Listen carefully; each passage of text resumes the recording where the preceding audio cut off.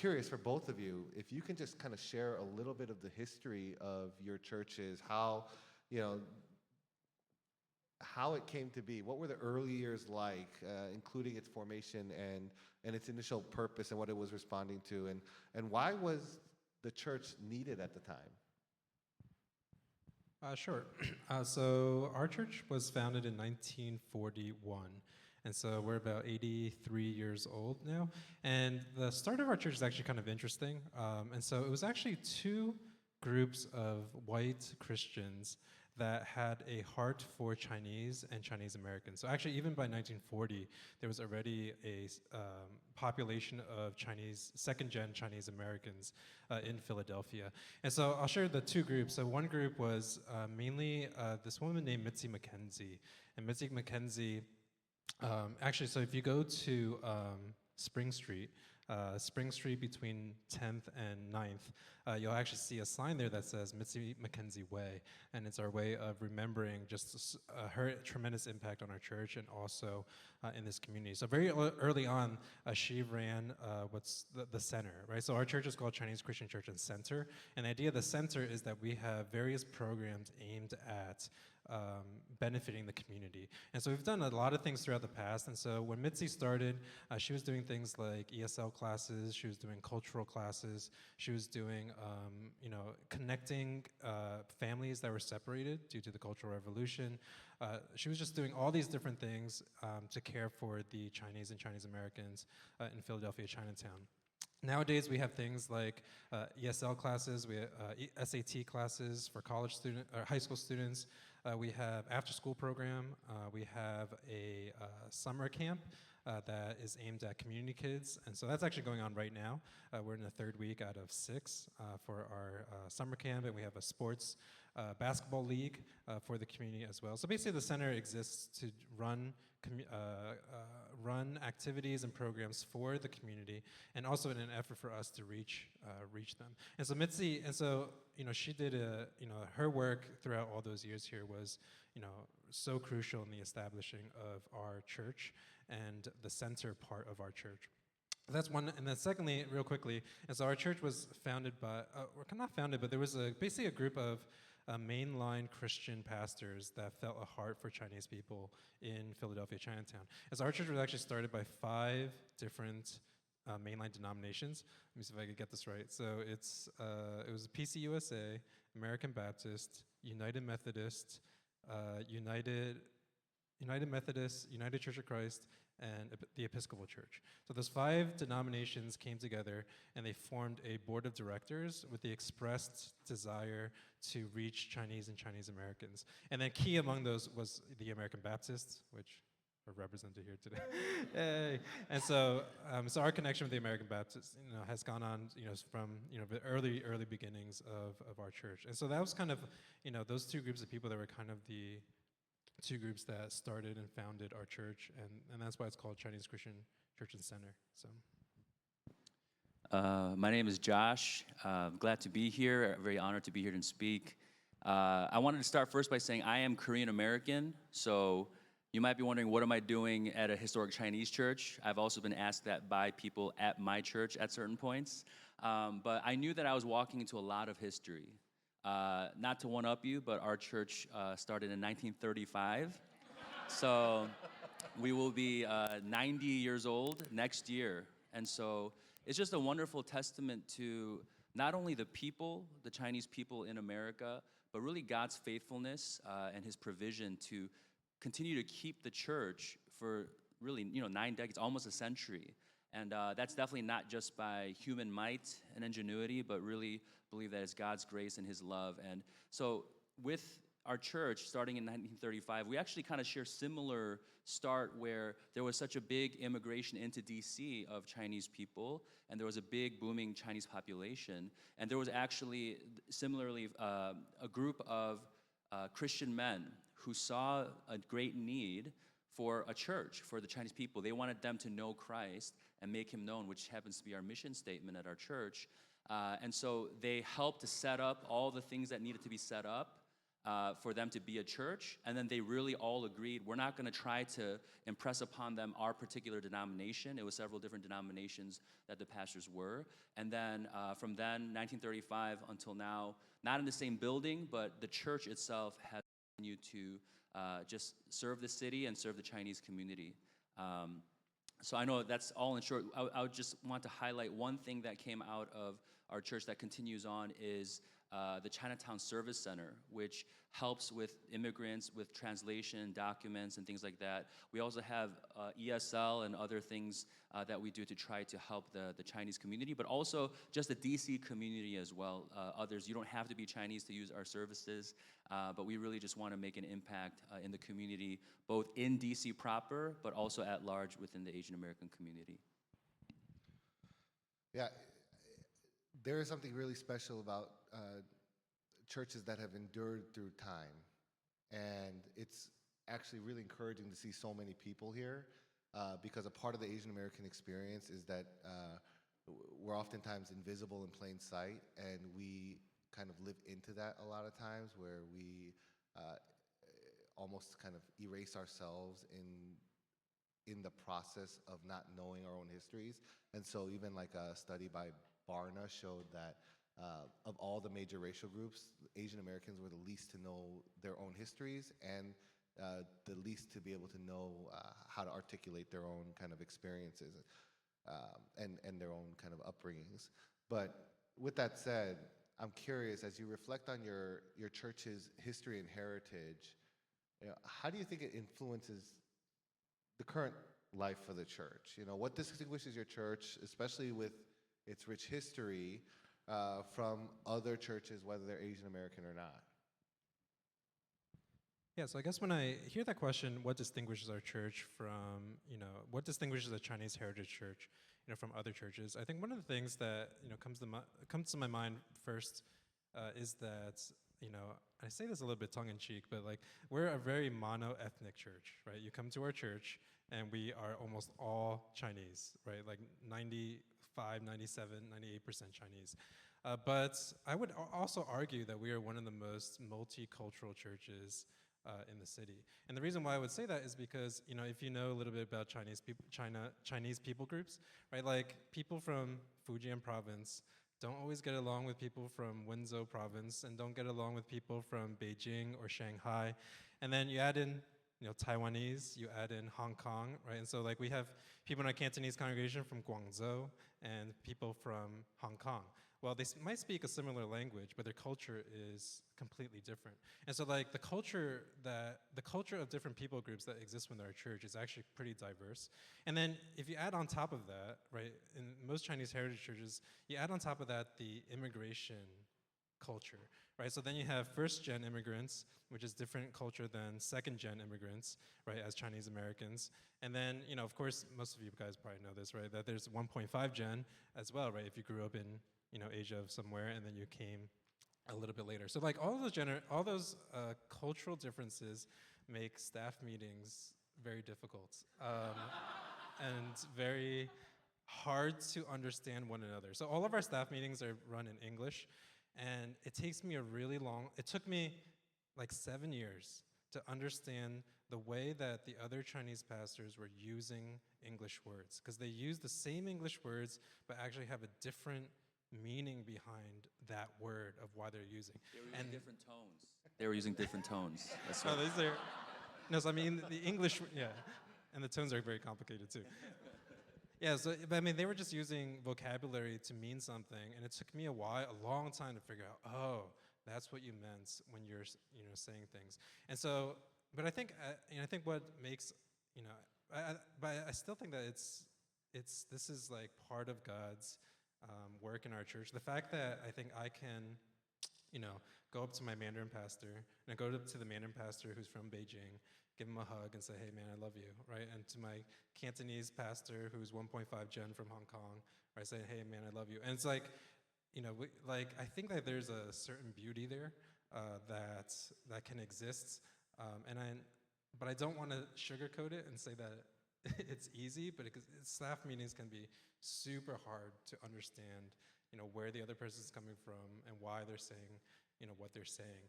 But at the end of the day, I think there is a beauty there of different cultures, coming together under one building and serving together.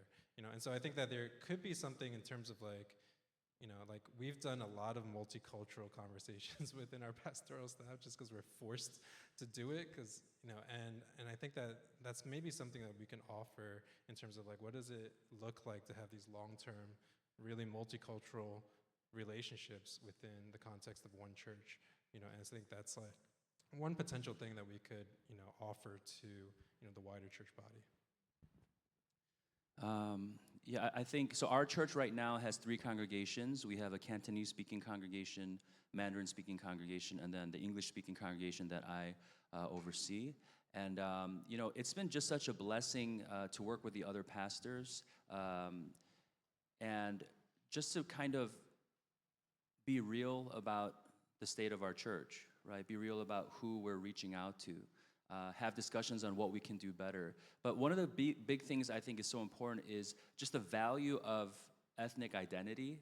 I think it's something that, even for myself, when I was younger, I went to a Korean Christian church. My dad was a pastor. And so that was a big part of my Christian upbringing, knowing that I'm both Korean and that I'm a Christian. And those two things were kind of very closely related. And there's just something about, I think, although we're not, a monolith within the Asian American community, I think there is something about when we come together, there's an instant connection, that we have. In Korean, we call it chung, right? It's like something it connects us together. And so there's a familiarity, even if there's different languages, that when we're with our people, there's a sense of comfort and feeling of being at home. And so even though our church has 3 different congregations that speak 3 different languages, so we'll have our own separate services, and then we'll actually eat together during the fellowship time. And it's just a beautiful picture. We're all eating the same food. We're all loving and worshiping the same God. And though we're not able to communicate always fully because we don't all speak one another's language, there's a commonality in Christ, a shared experience, not only in the United States as Asians being in America, but also with our faith. And it's just a beautiful thing to see that really come together. And so that's my heart for our church. DC Chinatown, I think we're going to talk about a little bit, but DC Chinatown, I hear here in Philly, is used as almost like a warning sign for, I heard that and I kind of like chuckled, but then I was like, wait, that's really sad. Like, don't become DC Chinatown. Like, whoa, come on. I love our, Chinatown. I love our community. But, there's a reality in that. With a lot of the changes that happened and gentrification that happened, a lot of the Chinese community had to leave. They couldn't afford to live there, but also many by choice as it was changing. And now they're in the suburbs of the DMV area, in Maryland, in Rockville, Maryland, a lot of, Chinese community and Asian Americans. And so I think it's important, even for me, that's like kind of a dilemma and something I'm really praying through is, I really want to see, although I'm myself not, native Chinese or a Chinese speaker or a Chinese person, still I see the value and the importance of securing, preserving the communities in which it's not only just rich history. Like, you don't want it to be like just history, something you remember. Because especially if it's something that you can keep going and making more new history, right? As you thrive in the communities that we once were. So I'm praying for that in DC. My hope is that we continue to reach out not only to the Chinese community there. Our English congregation actually is becoming a little bit more diverse with some African Americans, some Hispanic, and other people who are coming to our church. But that doesn't diminish the preservation and the honoring of the heritage of the church. That God, through the Chinese people and the Chinese church, has preserved this wonderful place that we can worship together. And the heart of that is always going to remain the same. I mean, that's good. And by the way, Philadelphia's Chinese food is unbelievable. Dim sum. This suit is fitting a little tight right now, because that was some good dim sum. Yeah. So when you were sharing your story about everyone sharing a meal together, even though they don't fully understand each other linguistically, I was like, I would love to share any meal with anyone in Philadelphia anytime, as long as it's from Chinatown. No, but this actually segues us into a really kind of important question. as as things change, what are we supposed to do with historic Asian American churches? Do they have significance still? What significance do they have? And what within historic Asian American churches, or what of historic Asian American churches, do we need to preserve, or do we need to let go of? Yeah, so I think three things come to mind. So I think one thing is that why should the Chinese Heritage Church exist? Well, I think one reason is that we are positioned to reach out to immigrant families really well. And so one example is that, and this has happened in our church, where the Cantonese pastors or congregation might meet a family that's an immigrant, and then they get to know the parents, and then their kid comes to our youth group, right? And sometimes it happens the other way around, where we meet a youth kid, and it's awesome that I can just pick up the phone, call the Mandarin pastor, and be like, hey, can you share the gospel with their parents? Because we're ministering to their kid. Can you reach out to their parents? So I think that in some ways, I think that the Chinese Heritage Church always has a role as long as there is immigration, right? Because I think we're positioned pretty well to be able to reach out to the immigrant families, given our multicultural church. I think another thing that I think about is what is our role in the city and kind of in the kind of like the in the city, in the more public sphere. What is our role?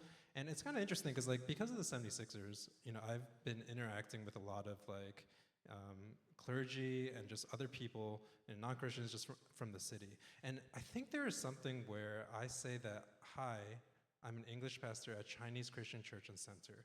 And I think there is a difference there for me to be able to say that versus if I say, hi, I'm the pastor at this multicultural church that is predominantly Asian, whatever. But it's I'm still Chinese, right? They still look at me as Chinese. But the fact that I can say I am the pastor at Chinese Christian Church and Center, I feel like in some ways I can, and in some ways represent the immigrant people that that maybe a multicultural church or multi-ethnic church can't do as well. To be able to say yeah, I can speak or have a voice or give a voice to the immigrants that can't engage in this space. And so I think there is a difference, right? I think there is a difference that I can say that that I'm a pastor at this church. And so I think that and one other thing, the third thing I would say is that when it comes to the conversations on race and what is our role in that? And I think that so because of the 76ers again, I've been talking with a lot of clergy, and most are black, and most are black or white clergy, and there's no other Asians really in this space that I can find, that are really involved in the fight against the 76ers. They're all either black or from white, predominantly white churches, and it's interesting because a black clergy person said to me why should we care about especially when the Asian the Asian hate stuff was going on, someone said, a black clergy said to me why should we care about your issues when you haven't really been there to care about our issues, right? And I know that there's a history of Asian and blacks working together, and people in this room can probably articulate that history much better than I can. But this is kind of just when talking to black clergy, they're why should we care about Chinatown, right? When you didn't really care about any of the issues that affect our community. And so I think this is an opportunity for, so I'm thinking about it. I think this is an opportunity for me to say, hey, let me, and, they're caring about Chinatown right now, right? A lot of the people that are involved in the fight, are that are non-Asian on the clergy, on the kind of religious, spiritual side of things. And I think this is an opportunity for me to be, hey, I want to be there for your issue as well, right? You are here fighting for Chinatown, and I don't want to just be okay, thanks, cool, I'm just gonna stay in my little corner. But I'm thinking my role is also, a little bit of my role is to say, hey, I want to be there and care about the issues affecting your communities as well.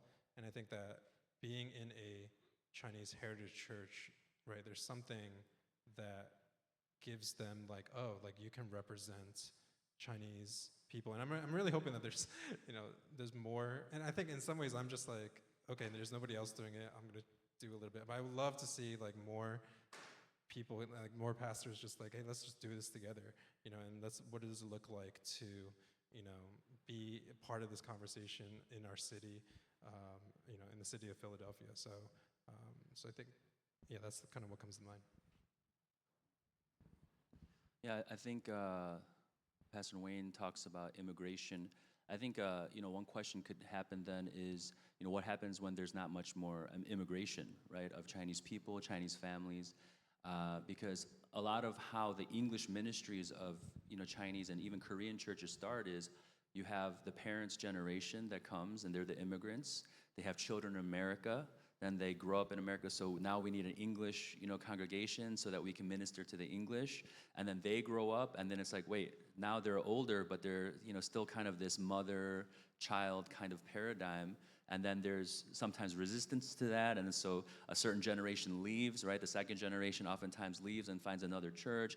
And so there's kind of this whole system that is, and I think in a lot of churches it might still work in that paradigm, but you know, for our church right now, there's this kind of interesting thing that's happened where there's not really much immigration into DC of Chinese families. And I myself, you know, I'm not Chinese, so it's like, is our goal still just the Chinese community? And I think even when our church began, it wasn't ever meant to be exclusive, but at the time that it started, that's who it was meant for. It was meant for to be a home away from home, like for a place where they could still feel the familiarity of friends, family, food, and all these different aspects of what Chinatown was always meant to be. Now in DC, as we kind of all mentioned, it's very much changed. What used to be like a 5x5 block and maybe even greater radius is now kind of sequestered to really one street. We have a beautiful gate. I mean, not to compare, but I think DC's is a little better. Sorry. Oh, am I allowed to say that? You can find them in the parking lot out back. No, but I'm. It's kind of the reality that DC's demographics have changed, and again, a lot of it is because of things that have changed in DC. You know, we have the Capital One Arena that was the Verizon Center that was just a few blocks down from our church, and I do think that had an impact. And you see a lot of these high-rise, you know, luxury hotels and apartments going up in our area, and it just kind of changes the whole landscape of what the heart of Chinatown was, which really is kind of like family culture, right? Like a place where you can feel like home. And so the question that I'm facing as the pastor of the English congregation, which is actually the biggest congregation in our church out of the three, is how do we move forward? And for myself, I'm very sensitive to it. I know I'm not Chinese, so if I say, let's change things a little bit, and it might kind of be like, well, are we moving away from the ethnic aspect of our church? I don't want it to sound like I'm saying we need to be less Chinese, right? But that's how it could come across. But I've been there for now 6 years, and they know my heart for the Lord. They know my heart for them and for the church. And so I don't think there's going to be misunderstanding that way. But this is a great question. How do we preserve the historical part of the church? And the mission of the church was always to know Christ and to make him known, but also be realistic that it may look a little bit different. So for me, I think that the flavor of our church will always remain predominantly Chinese and Asian American, right? But there are people who, again, I was sharing a little bit more diversity in the people who are coming, because they also feel the welcoming part, kind of the ethos or the heart of, you know, what the Chinese church, what Asian American church brings in terms of community. And so I think we should never change in those things, but at the same time, if we can advocate for changes to be made where we can preserve what we have as a people, as Asian American communities, to protect that so that it doesn't just get lost in all the high rises and things that are going up or that they're trying to move in and buy up, right? Like real estate and all those kind of things. We really have to do, I think, more of a job of speaking out, you know, for one another. So we have to adapt for sure. We don't want to just disappear into history, just, you know, being a historical church. So I do think that there needs to be a larger discussion. It can be quite complex, but the heart of it needs to remain the same. Yeah, and I mean, I don't think we have the time to go into this, but the big question is around, you know, how do you navigate an identity crisis that's being imposed on you, especially when a lot of people don't necessarily see the water that they're swimming in. And so articulating what makes our communities distinct is going to be really important, and for people to understand those things are really important. But even as I was walking, because I've been to your church multiple times, we walked around Chinatown today with Jenny and Harry, Jenny and Harry, and it was remarkable because like in DC, it does feel like the soul of the Chinese community was sucked out of Chinatown. You see it in the shell, you see it in your church, you see it in like maybe 1 or 2, 3 buildings, but then the rest feels like it's been basically co-opted, and then it's shrunk significantly. When I walked down the Philadelphia Chinatown, I was like, oh my goodness, there are people selling vegetables. That is like a hallmark of Asian enclaves. There were elderly men sitting on a stoop talking to each other as if they could spend the whole day there. And it was like, oh my, there was a sense of hope, because as I was hearing about the Philadelphia 76ers arena trying to come in, it felt like there was a waning sense of like, there was a question of like, I wondered, what is there to preserve in Philadelphia's Chinatown? And I'm like, there is a lot to preserve. And so here's the question. Have your churches engaged on matters outside of the 4 walls of the church, historically and in its present day? What does that look like? And why should Asian American Christians not, or churches not, engage with these broader issues? Yeah, so I'll try to be brief because there is a lot of fights that Philly Chinatown has gone through in the past, 100 years. And so, so try to be brief. And so super quick history lesson, right? So at a time, there was, a lot of the exodus into the burbs, right? Everyone wanted to move out into the burbs, and, wealthy, people that were able to do so, right, predominantly white, moved out into the burbs. And then cities were kind of left, to their own. And well, there was a little, desire to then say, hey, let's get people back into the cities. And so how do we get people back in the cities? And so, Chinatown, so one of the things that we had to fight very early on is to say, hey, let's connect Jersey with the West Philadelphia burbs. And so they said, let's build a highway that's gonna cut across the city to connect the two, burbs together. And then let's create off-ramps from this highway and then there's an area over there called Market East, which is also the area where the 76ers want to build the arena, and said, let's build a on-ramp from this highway so that suburban people can jump on the highway, they can come into the city, they can do their shopping, they can jump back in their cars, drive back into the highway, drive back into their driveway without interacting with any other part of the city, right? And this was kind of part of their plan. So one of the early fights that we did was the 676 fight. And so that highway right there, if you notice that it's underground. And that was one of the fights that happened very early on, when we couldn't stop them from building that highway, but we said, what if you build it underground? So they actually dug in order to build that highway, so as to not cut off, to have it not be on the surface level. And unfortunately, that kind of hemmed Philadelphia Chinatown in, right? So then 676 is on the north end of Chinatown, and so we couldn't really go north anymore as a result of that. And so there's actually a new recent project called the Chinatown Stitch, and this is a very recent thing that you guys might have heard of. And basically, they're going to put a cap on that highway, not the whole thing, but the idea is that how can we rebridge Chinatown that was split up because of this highway being put here. And then they're going to put an on-ramp right onto the Market East, and that would have run right through Chinatown. And thankfully they didn't do that on-ramp, right? The on-ramp never got there. So that was one of the really early fights that our church had. And to kind of be brief on the other ones, and so like we had the convention center. So if the north border of Chinatown is 676, and that hems us in, the southeast is Market East, and then the southwest is the convention center.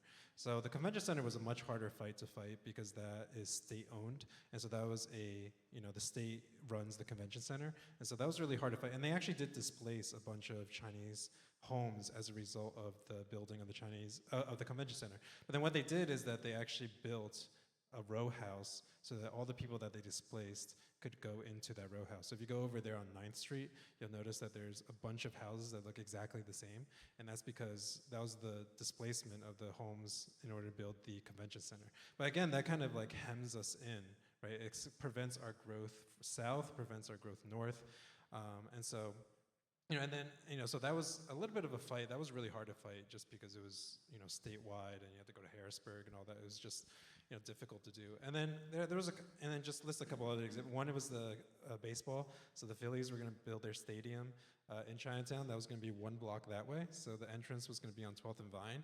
And so we fought that one off. And then there was a casino.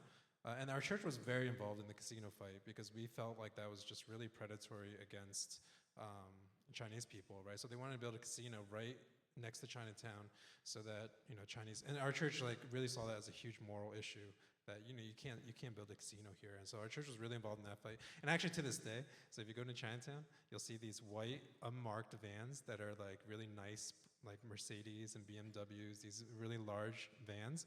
And those are casino vans. So they're basically, there's a free shuttle from Philadelphia Chinatown to the casinos, and then they drive them back and forth. And so if you go in the city, you'll see these really nice looking vans. That's what they're doing. And so that was the casino fight. And then we also had, and I guess just most recently is the 76ers. And so I think Jenny's going to share a little bit more about the 76ers fight later, I think. So, but that's been the most recent fight. So they want to build a 76 arena on, Market East. And we really feel like this is, in many ways, life and death. That if the arena comes, that it's going to make traffic impossible. And basically, once people no longer want to come into Chinatown to get their haircut, to do their grocery shopping, to get bubble tea, right? When it becomes like, I'm not sitting in, 45 minutes of traffic to get bubble tea. And then if people stop coming to Chinatown, if the supermarkets close down, right, I think that's really the end of Chinatown as we would know it. And so we really feel like this arena fight is, so they're actually like they're permanently closing off Filbert Street, and then they're closing 11th and 10th Street during game days or event days. And we just think that's gonna, absolutely destroy, Chinatown. And I'm glad you guys were able to walk around because, sometimes people are like, what's in Chinatown? I'm like, just go. Any day of the week. It could be a random Tuesday at 10 a.m. You will see people walking around, doing their shopping, getting their haircut, getting bubble tea. It is, a vibrant community that's, that we have to save. Wow. It's like warriors in this church, in this community. A lot of fights. Can I say super quick? Super quick. So Yeah. I was not around for any of these fights. So he's saying he's not a warrior. Except the is what you're 76ers, one that we're going through right now. But And it's the biggest fight. So real quick answer is that, like, I think we need to rebuild in our church, like, a desire to fight, these things that are going on. And I think that's really hard because, like, most of the people I think in our congregation were not around during most of those fights. And so I think even now there's like okay, hey guys, like, let's think about, what this would mean for our church in Chinatown and trying to, encourage, congregation members to like, hey, this is really important. Let's like, be involved in this. So I think we're like kind of restarting over, this culture of fighting that we have a long history of, but I think right now we're not really actually doing, as much. I'm glad Harry's here. I'm gonna call Harry because Harry, he was around for a lot of those fights. I'm not calling you old, Harry, but he was around for a lot of those fights, and so he's the guy you want to talk to if you want to get a better history of, all the fights that our church has, endured and fought through. Sorry. Before Josh, you talk, if anyone hasn't gone on a walking tour with Harry and Jenny, make sure you do that, especially because you have the privilege of being so close to just see things from their eyes. It's invaluable. Go ahead. So I've been in DC now for about 6 years, and so there's, however, 90 or 84 years of history that I wasn't, directly a part of. But I do see right now kind of the aftermath, perhaps, of fights that were lost. and again, just the Chinatown, how small it has become. And, you know, I was very encouraged today walking around Chinatown. And, you know, what it actually helped me to picture is what some of the older folk in our church who were part of Chinatown, you know, their parents, their grandparents were part of Chinatown when it was kind of booming and had a lot of immigrants and a lot of families. And just the atmosphere is what I, you know, felt as I was walking around Philadelphia, Chinatown, you know, earlier today. And so when we talk about putting up a fight or advocacy or social, you know, things, I think our church has always been a part of helping the Chinese community, right? The Chinatown Service Center that I mentioned was established, you know, long ago and has been a continual part of reaching out to the community and helping them, yeah, with all sorts of things. Again, just, you know, documentation, translation. The church was always a hub of social things, like if people came over from China, helping them to get identification, helping them find a job, getting them connected with family. You know, I think we forget sometimes how much technology has changed and what it was really like when, you know, in 1935 and even, you know, even into the 60s and things, where it wasn't just like, hey, are you here? You know, you could just text and, you know, it's like, oh yeah, this is where I'm at. Like, there was so much that the church was involved in really reaching out and making an impact in the community and really as a result in society.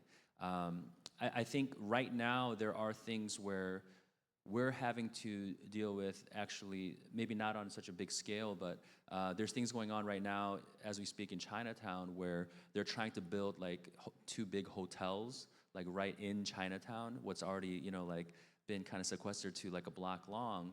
And they were trying to push it through, and they didn't even ask the Chinese like constituents, the Chinese community. There's not that big of a Chinese community left, but one of the, you know, a place called the Wa Luck House is one of the apartment buildings, subsidized apartment buildings that still has a good number of Chinese people and families that are living there, and they didn't even know about it. And so there's multiple groups that are now informing them, helping them with translation, like this is what they're proposing, this is what they're trying to do. And so there are groups that are kind of fighting against these hotels being put in DC's Chinatown. And one of the things that I'm being challenged in as a pastor is, how do I speak into these situations in a way where it's gracious, it's loving, but it also really does demand justice, right? That those who don't have a voice or are having their voices stripped from them, that we as Christians are ones who ought to kind of be the ones to speak up for them. And so, you know, we haven't done anything out in the forefront, and those are the kind of things that I'm like still kind of navigating, if I'm just being 100% honest, how to do that. But, you know, we've opened up our church as a place where they can gather, where they can meet, plan for things, you know, just whatever resources that we can share, because it is important to preserve our Asian American communities. And we don't want Chinatown to go from, you know, now being like around one block or so long to just being a gate, right? And then there's no real Chinatown at all. So, yeah, I'll definitely be praying for, you know, Philly, Chinatown, and all that's going on here. But I know that also that it's not just, you know, our Chinatowns, but, you know, really a lot of the historical, you know, Asian American communities are, you know, under really attack for these kind of things. A lot of times with real estate, money, just things that are deemed more important at times than, yeah, what really is, right? Like preserving our communities. So definitely, you know, just hearing just briefly all the fights, like this fight, that fight, this fight, that fight. The fact that your guys are still here is really God's goodness and grace. So definitely we'll be praying alongside you guys. Yeah. So, man, I have like 50 other questions that I want to ask you, but we got to wrap up. For those who are like, I don't know if like that's the Christian call to, like, aren't I just supposed to pray, read the Bible, disciple my family, my friends, you know, give, serve in the church, do a little bit of volunteer outside? I mean, like, fight, that's a big word. What would you say to that? Yeah, so I think I'm very new to this. If you asked me 5 years ago, I think I'll be like, yeah, this is what we're supposed to this is what a Christian's supposed to be doing. You know, what else are we supposed to be doing? I guess the shift in my mind came in thinking thinking about how does our church care for the community, right? And I want to be honest, it's like I don't think our church, I don't think CCNC really cares for our community as well as we, really should. And for a lot of different reasons. But a lot of times, we just kind of do our own thing, and I think that's how the community sees us. I think the community sees us, oh, they're just kind of doing their own thing over there, and so I would say two things. One, I think in order to be, I guess what happened, the change that happened in my mind is if I'm going to care for a community, right? If I'm going to care for Chinatown, what does it mean for me to really care for this community? And I think this is true for any community. Eventually, you're going to have to engage with the political and social and structures and whatever is in place that is affecting that community, right? Like I would love to just be like, let me ignore all that and let's just love Chinatown. But like in order to love Chinatown, I think I realized that we have to engage in all these other levels where these decisions that are being made all the way over here are actually going to severely impact the Chinatown community. And so like this is where I'm like, where the shift came in my mind, like, you know what, I think we have to engage in these things. And to be honest, like I'm still like, so like politics is just so complicated. I dipped a toe in and I'm like, I don't know if I want more of this because it's just so ridiculously complicated and, difficult and so much to understand, just in the city of Philadelphia. But it's like, if I'm going to care for this community, then I have to engage in those ways a little bit because those things are actually affecting us. And I think there's actually a missional aspect, which the last thing I'll share too, is that I don't think that the Chinatown sees our church as caring for them. And part of the reason is because we're not actually involved in the things that they care about, right? And so the 76ers, and the only reason I'm sitting here, honestly, I think is because of the 76ers. There's no reason I would be sitting here is because of that fight that I'm like, that our church has the opportunity to say to Chinatown, we care about the issues that you care about. And I think there's a missional opportunity to show them that, well, the reason why we're doing so is because of our love for Christ. Our love for Jesus is the reason why we're caring for this community. And I think that's part of it as well. Like once you love a community, like you start going into these areas that you never thought you will ever go into, but it's like, if it's affecting this community, then that's part of our role, I think, as a church, to have human flourishing, right? To have a flourishing community, whatever that may entail. Yeah, I think if you do all those things that Raymond listed, like reading the Bible, praying, growing deeper in the gospel, coming to church, like if you're doing those things in an authentic and a genuine way where you're growing in your relationship with Christ, I think necessarily what comes along with that is engaging in relationships in a way that loves on other people, helps other people, supports other people, encourages other people, advocates for others. So yes, do all those things. Some people are so much on one side that they lose track actually of the gospel. They lose track actually of why am I doing this? It's all about the fight and we got to win. But why? And I think Wayne put it, nicely that the reason that there's the fight is ultimately not just to win, but because we want to show truly in the ways that we can the love of Christ. And I think at times it does call for, advocacy and for fighting on others' behalf and fighting on your own behalf in ways that maybe you haven't always been comfortable. And I do think that the Asian American church, in a large part, has been kind of a community that hasn't really fought, although you've listed a ton of fights here in Philadelphia. But I think just kind of the mantra of like, put your head down, work hard, and don't cause a distraction, and you'll be successful. Like that kind of sticks a little bit, right? I think just within our culture a little bit, maybe from the first generation, that's kind of how they had to just deal with being in a new place, facing racism, but wanting to still provide for the next generations. And now here we are, the next generations, like what are we doing, right?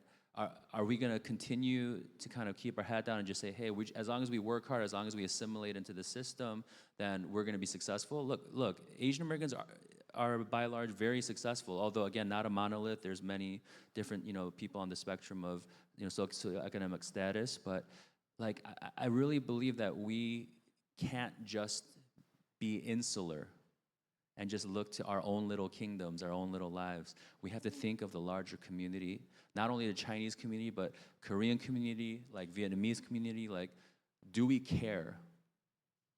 If we love Jesus, the answer should be a resounding yes. And so how can we be involved? And I think that's what AACC is trying to do, right? It really is trying to go into this space where there hasn't always been a voice and saying, how can we support you? How can we encourage you? And how can we fight alongside you? And one of the things I remember that we did with our church was, when there were the different shootings, targeting Asian Americans, we had like prayer rallies like across the United States that AACC helped to really get going and connecting.